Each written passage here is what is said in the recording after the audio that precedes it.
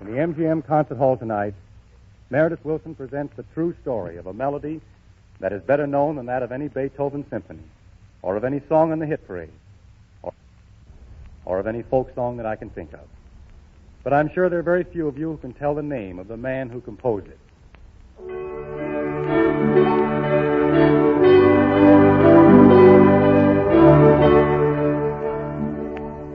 His name was Franz Gruber. He was born in a little town in Upper Austria almost 150 years ago. His father was a poor linen weaver. So although Franz was interested in music almost from the time he was a baby, there was little money available for study. But Franz Gruber was a boy of talent as well as determination. At home beside his bed, he built into the wall a series of little blocks about the size of the keys of an organ. And there he practiced. One Sunday, the regular church organist having been taken suddenly ill, the boy Franz, only 12 years old, leaped to the organ bench and played the entire service of High Mass from memory. It was just 10 years later, in the year 1818, when he was only 22 years old, that the young man made his deathless contribution to music. The parish priest, a man named Joseph Moore, burst into Gruber's house on Christmas Eve with a poem he had just completed. The priest read the verses to his friend and suggested that Franz supply a melody to accompany them for the Christmas services in the church the next day. Within an hour, Franz Gruber had conceived and finished his masterpiece. It was played and sung in the church at Oberndorf next day without altering a note, and made a profound impression on the Christmas worshipers. However, only 50 years after it was written, all record of the melody's authorship had been lost. A discussion of its origin, which accidentally took place in the presence of the composer's 12-year-old son, led to the discovery that it was not a folk song, but the composition of Franz Gruber. And so let us enjoy it again as Meredith plays it. And let us be thankful not only for Christmas, but also a little for the obscure and modest Franz Gruber who wrote Silent Night, Holy Night.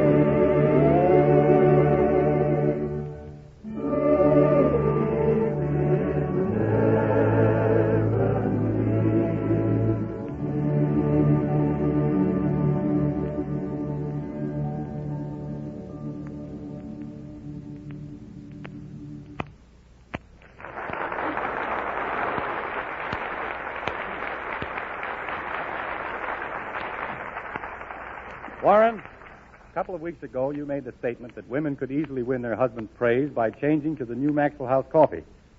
Well, at a dinner party last night, one fellow doubted it. He said a man wouldn't notice any difference in the coffee, and even if he did, he wouldn't thank his wife. I hope you stood up for me. Certainly I did. After the argument settled down a little bit, our hostess took us in the kitchen and we made 2 cups of coffee. One out of Maxwell House and the other one out of another well-known brand. Then the fellow who started all the trouble had to admit the difference. But he still wouldn't admit women are interested in trying new things to please their husbands. Bob, your friend must be a bachelor. He's too cynical. No smart wife would ever pass up the opportunity of giving her husband a better-tasting cup of coffee. Anyway, thanks for defending my honor so nobly and so well. Now, as a matter of fact, folks, millions of wives have already earned their husbands' thanks by serving the new Maxwell House coffee.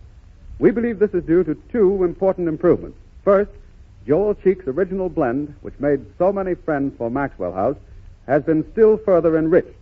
Today, this superb blend is smoother and far more mellow than any coffee you've probably ever tried before. Second, the new Radiant Roast process roasts each bean all the way through, as evenly inside as out. It brings out more of the true flavor of the coffee. There's no weak coffee due to under-roasting, no bitter coffee due to parching. So tomorrow, ask your grocer for a pound of the new Maxwell House coffee. It comes in the same blue super vacuum can you've always known. You'll delight in coffee that's richer and smoother with more downright satisfaction than ever. Now, more than ever, this is coffee that's good to the last drop.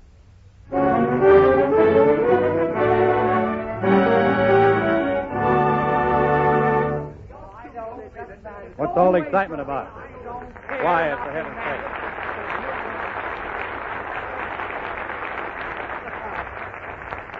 My dear sir, I don't care what the Archduke told you. I don't like the suit, and I won't pay for it. Good day.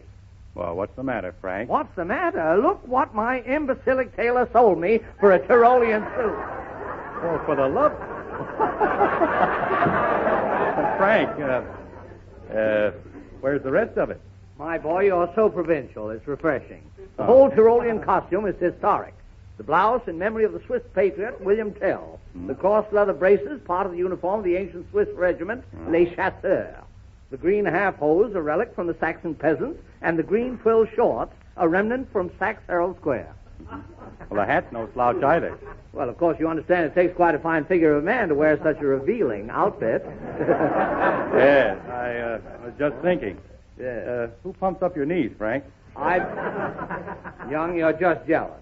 In Switzerland, bare knees are de rigueur. Yeah. All right, pretty pants. Why are you wearing this outfit? Well, I'm wearing it in honor of my paternal great-grandfather on my mother's side, a Swiss watchman. Your great-grandfather made watches? Well, just the cases. My great-grandmother gave him the works. Oh. All of my ancestors came from the Tyrol, and of course I spent my own boyhood conquering the peaks of Switzerland. Mountain climbing now. Yes. You couldn't climb an anthill, Mr. Morgan. Alpenstock Morgan, sir. In Switzerland, I was known as the craftiest creeper that ever crawled under a cravat. Cranberries. Young, it might interest you to know that I have climbed every important peak not only in Europe but also in America. I'm the only man alive who ever scaled the front of Indian Head Bluff in Colorado. Never heard of it. Only 80,000 feet high, that's all. 80,000. Just about 4 inches less than Mount Everest. But I climbed Indian Head Bluff in 27 minutes flat, wearing only shorts and a tennis shoes. What a climb. What a bluff. But the real mountain climbing is Frank, really... Frank, did I hear you say you'd been in Switzerland? You heard me. The real mountain May climbing... I ask you... Go away. Bob, how do you find Meredith these days? Oh, I just pushed back his hair, and there he is. You'll soon be ready for cafe work. Oh.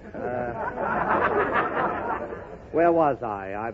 In Switzerland, Camembert. Oh.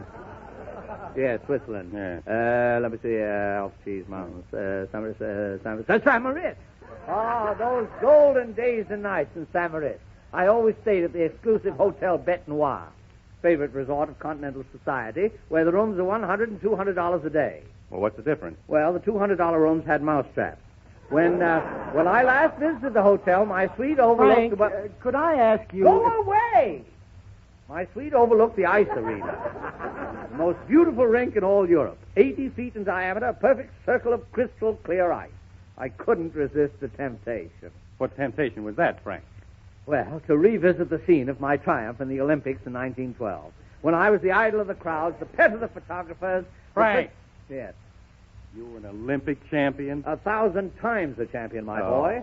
I won the speed skating, slow skating, figure skating, and cheap skating. In skiing, I won the downhill slalom and the uphill glide. But you should see me on a sled, Bob. A bobsled? You slay me. I won the 4-man and 2-man bobsled. Now listen here, and... Frank. I want to ask you a question, darn it. Go away. No, darn it. Why? You've been in Switzerland, and you can tell me. All right. Anything from Switzerland. What is it, Meredith? Do I look like a St. Bernard?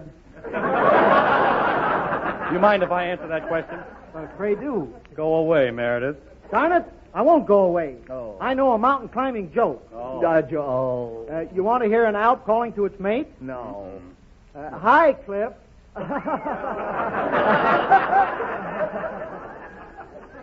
Darn it.